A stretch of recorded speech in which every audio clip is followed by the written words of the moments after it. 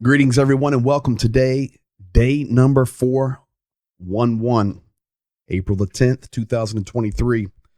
Continuing with our updates regarding the war in Ukraine. Not only the war in Ukraine, of course, that is our number one focus, but there's so many other things going on in the world, and we thank you for being here.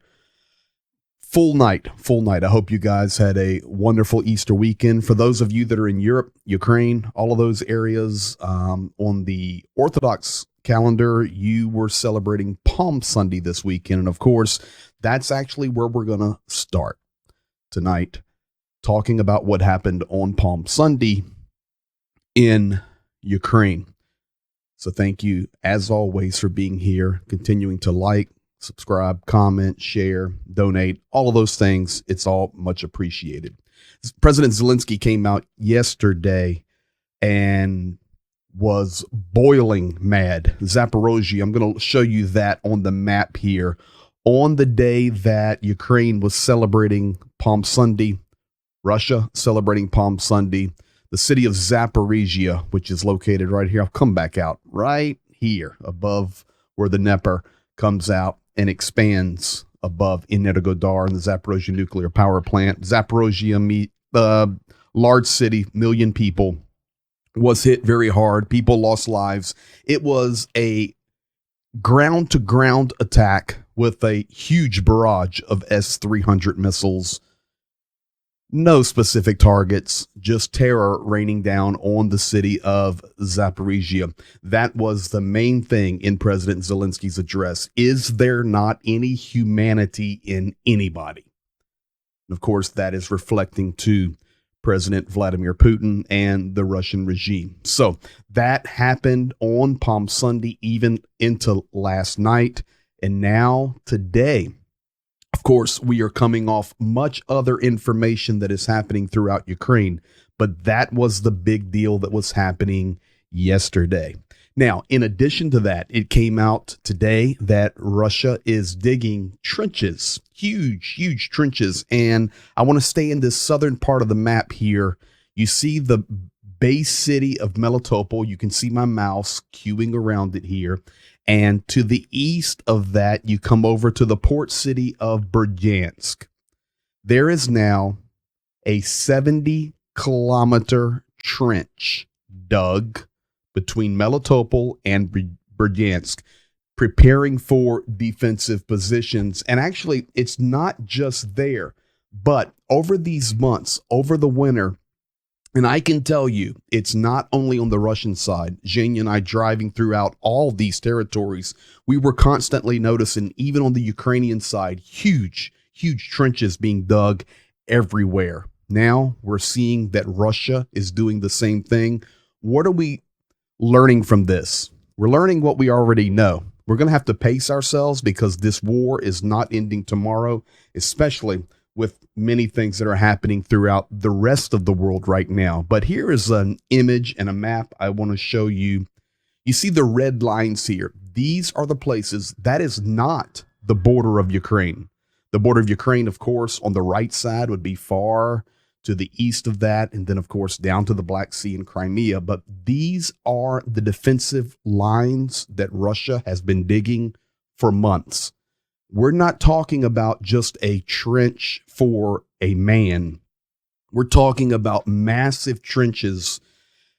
I don't have the exact dimensions of it, but I've even seen the same ones in Ukraine. Probably 15, 20 feet deep, and also wide enough for 2, maybe 3 tanks. We're talking massive trenches. It's not for foxholes and guys to stand there with machine guns. These are defensive lines, and of course, they're creating these for the coming offensive that we're going to talk about, or maybe it is already underway. Not only that, I was talking today on Patreon. One of our Patreon members, Ricochet, sent a message, said these trenches are serious because if you can have air defense behind these trenches, you can create pinch points, you can create huge problems. not only for Ukraine, but Ukraine will also create these problems for Russia. And as we have been talking about right now, the war is really at a stalemate. The lines are moving just a little bit here and there, but it's very, very ugly. And this is what we're going to be dealing with coming into the spring, into the dry months of summer, and down here in Ukraine, these areas, south and east. And I'll go back to this image here. Everywhere that you see the red lines, all these frontline areas, these areas dry out and they become very hard. It becomes very hot. Ukraine is a country that has very, very unique climate. And down here in the war zone, rough winters and then brutally hot summers. So we shall see. This is what we're dealing with right now.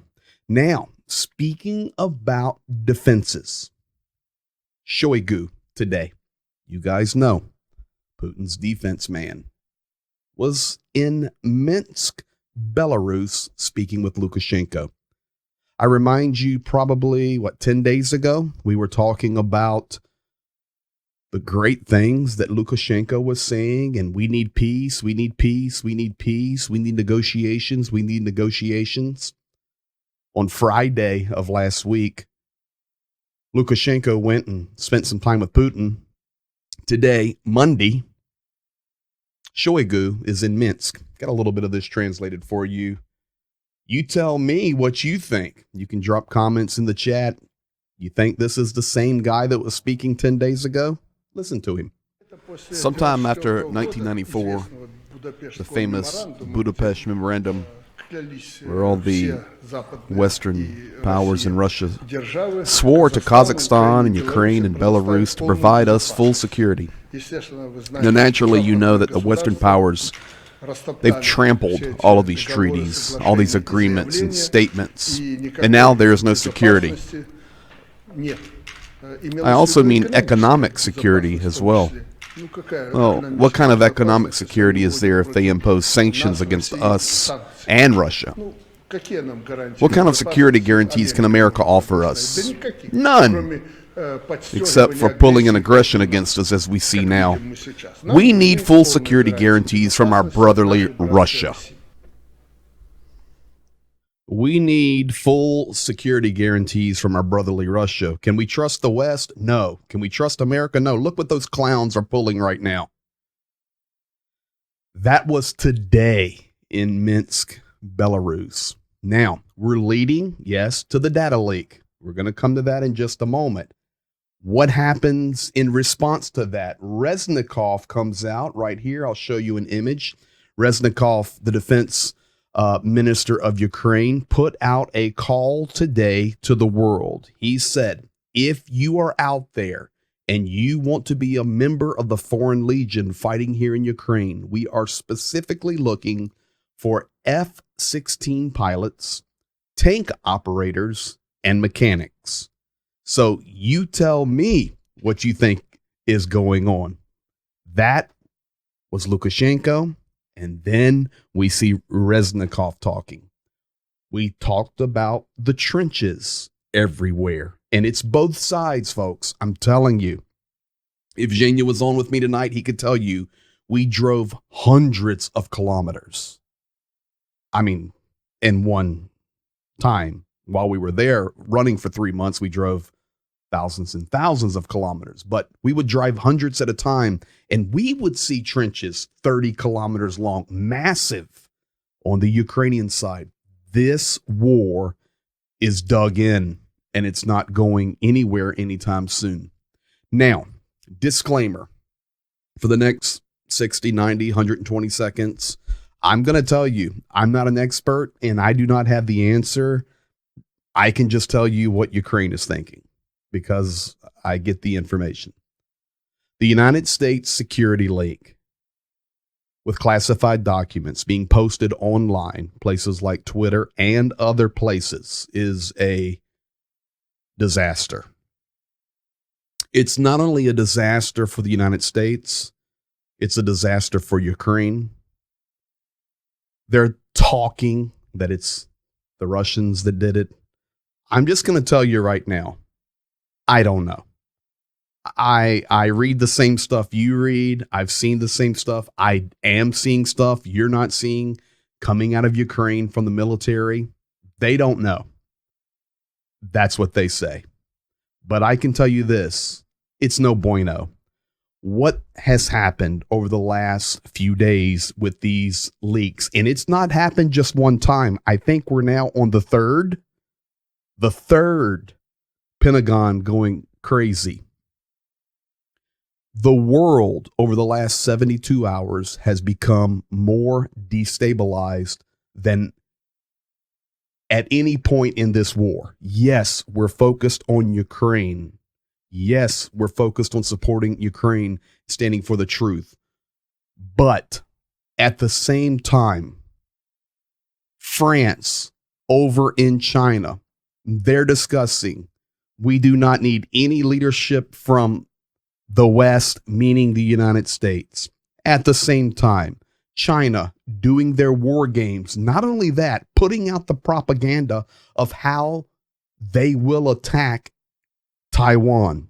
The United States, we had one of the leaders of Taiwan meeting with Speaker of the House a few days ago. This is all brewing over there. And now all of this classified data being leaked, not only about Ukraine, folks, it's about many things that are happening in the world, much intelligence. And yes, it's being spun, showing, well, look how much information the United States has and their intelligence has about Ukraine and about Russia and about China. Well, Ukraine is saying, listen, you've got classified stuff you've leaked showing that you were spying on President Zelensky when we're trying to figure out what we're going to do in this war. Ukraine, I can tell you, not happy about this.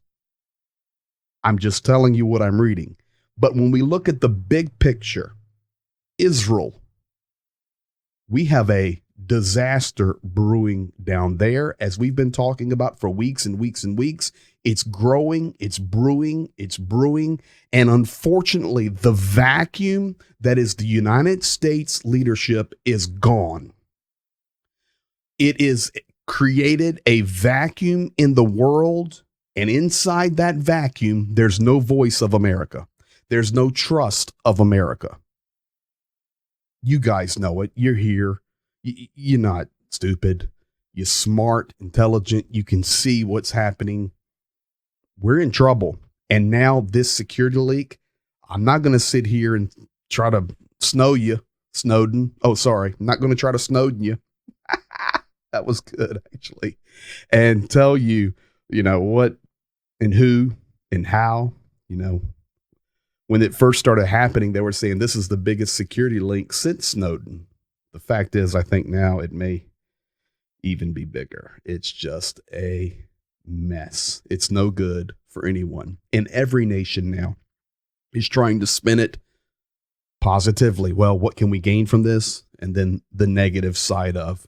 But I can tell you, when you funnel it all down, the United States is losing its trust factor on the global stage. And we have zero foreign policy right now. That's where we'll leave it, and we will see what will come from it. Now, Ukraine did respond. They responded through the voice of Alexei Danilov. I know you can't read that, but I will read it for you. He says, don't worry about the leaks. Don't worry about all that information. I can tell you right now that the counteroffensive has already begun. Do not look for a magic date or a magic time. We're going after the enemy now. So that's where we're at on that. Now, speaking about that, I've got something else here really cool for tonight as well. Speaking about that counteroffensive, you guys know that over in Bahkmut and Avdiivka and Marinka, and we're going to look at those as we close out the update tonight, but that's where the Wagnerites, the Prigozhin troops are fighting, the hired mercenaries. that now actually are having to stand down, and Russian paratroopers are coming into Bakhmut. We'll talk about that in a moment.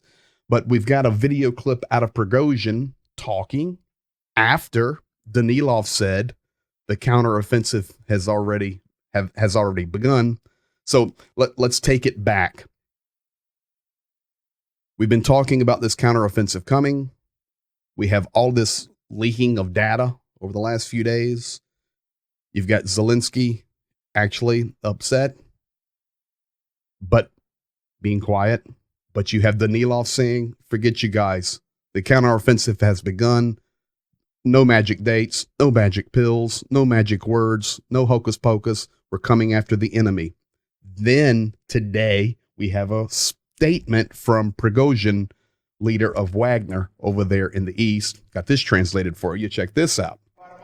Okay, regarding the situation in Ukraine, now this is according to many sources. Currently, the Ukrainians are preparing to launch an offensive against us. Now, they're not starting this offensive yet. They're waiting for the soil to completely dry out. Maybe they're waiting for additional stuff, missiles and armored vehicles and something else from the West. It doesn't matter to us, though, what they're waiting for. It looks like they've assembled about 200,000 and possibly up to 400,000 personnel. We cannot underestimate this. So you have Prigozhin there saying we cannot underestimate this counteroffensive. So this stuff has really unfolded even quicker over the last few days with all of these things linked together. The security links were no good. I want to jump down now and close out tonight. Today, Ukraine, talking about Russia, and they are using what is called Syrian scorched earth tactics. And they released video on it. And I could tell you right now, a few hours ago on Patreon, I released a video that was live, basically coming out of Bahkmut, where incendiary munitions were being dropped onto Bahkmut. Let's see here. I think this is the one. I can actually show it to you. I'll flop it over here. This was just a few hours ago. That's not a fireworks show. That's what the soldiers actually talking about. They're scorching it. They're burning it. They're burning everything. They're leveling everything. And that's what the soldiers talking about. A special fireworks show there. So that was just a few hours ago, live in Bahkmut. They're just burning it out. We'll look at the map on that in just a second, but I can tell you this Syrian scorched earth policy Russia is implementing, inch by inch, they are leveling these places now. And they do not care how many soldiers they lose. They do not care about anything. They're just leveling these places. So, of course, the major places, and unfortunately, I have to tell you, and we'll go to the map here, but you guys know what we look at almost nightly. Kharkiv here. You come down into the east, and you've got three major battles going on right now. You've got the Battle of Bahkmut. At least 75% is now controlled by Russia. That's the number as of tonight. You come down to Avdiivka being encircled. And below that, you have Marinka. Marinka is about completely fallen. Now remember, you have this key highway coming out. Once you leave Marinka, that's it. It's open sailing. No real villages, towns, and then, of course, coming out of Avdiivka, all these highways going west toward Zaporizhia and Dnipro. And then, of course, out of Bahkmut. So I can actually show you, let's go back a few days. We're on the 10th, so it's not been updated yet. It updates in our middle of the night. Let's just go April 1. And what I've been really following is the Bahkmut River here. This river, which is actually right on that line. Prior to that, you can see here, if I back it up a little bit, the river was the line for quite a while. And that was a barrier. I'm back in the mid-March now. But here we come up, and you can see this is Bahkmut, April 1. Huge difference there.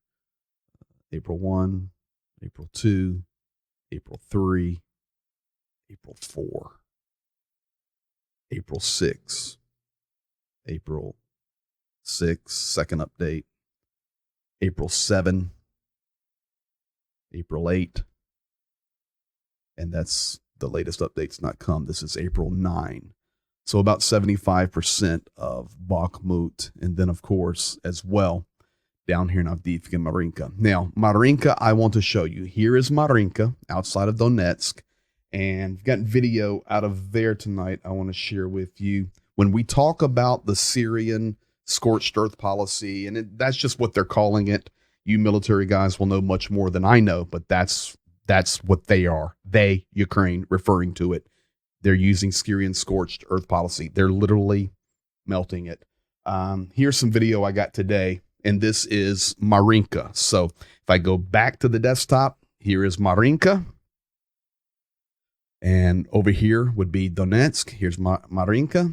Now this is what Marinka looks like today. There's no sound on this. It's just video.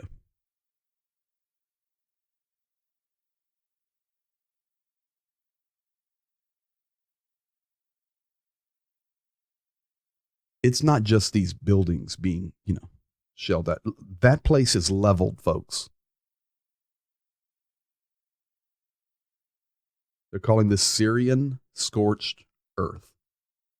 This is Marinka, Ukraine.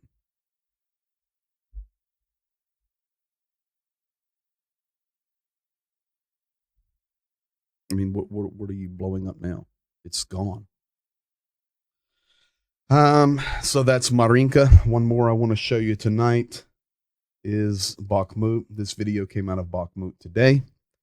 It's not level to the ground. Bahkmut's a much bigger city than Marinka, but it's gone. It's scorched. Here. This one has sound. He just said this is Bahkmut. Суки, підараси наробили, блядь, освободителі їбать.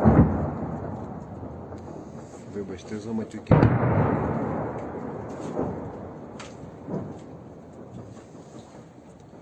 Все, тупо все. Це капець, в мене нема слів. He says everything is just finished. It's just done. Ой, боже, боже. Коли воно це все закінчиться.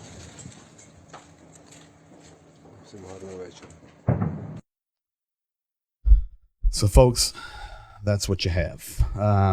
So, not the best of news to start here, day 411, April the 10th, but we do have good news. The counteroffensive has begun, according to Danilov, and we just have a bunch of chaos in this world. But every day, to the best of our ability, we'll be doing our updates to keep you focused on what is happening in Ukraine and additionally throughout the rest of the world. Now, I can tell you as we close out tonight, while, I'm getting all this update ready today, Zhenya was out delivering aid. We were, which means you were delivering aid. So I know today he was making a delivery to a family that had need. Amongst all the other things that we're doing, we're still prepping right now for a run to the east. They're shipping stuff down south. All the stuff goes on 24/7. Regardless if I'm there or not, it's rolling, even regardless if Zhenya is there or not. Our team is there and working. So the aid continues. Thank you for continuing to support and do all that you do. Share this video. Tell somebody, hey, if you want to see what's going on over in Ukraine and even some other parts of the world, give this guy a peek. And we will deeply appreciate it. So we'll have some video coming from that in the next couple of days on Zhenya giving some aid, and we'll see where we're at in 23 hours. Appreciate you being here tonight. Whew. A lot has happened over this Easter weekend. You guys have a good night. We'll see you in 23 hours.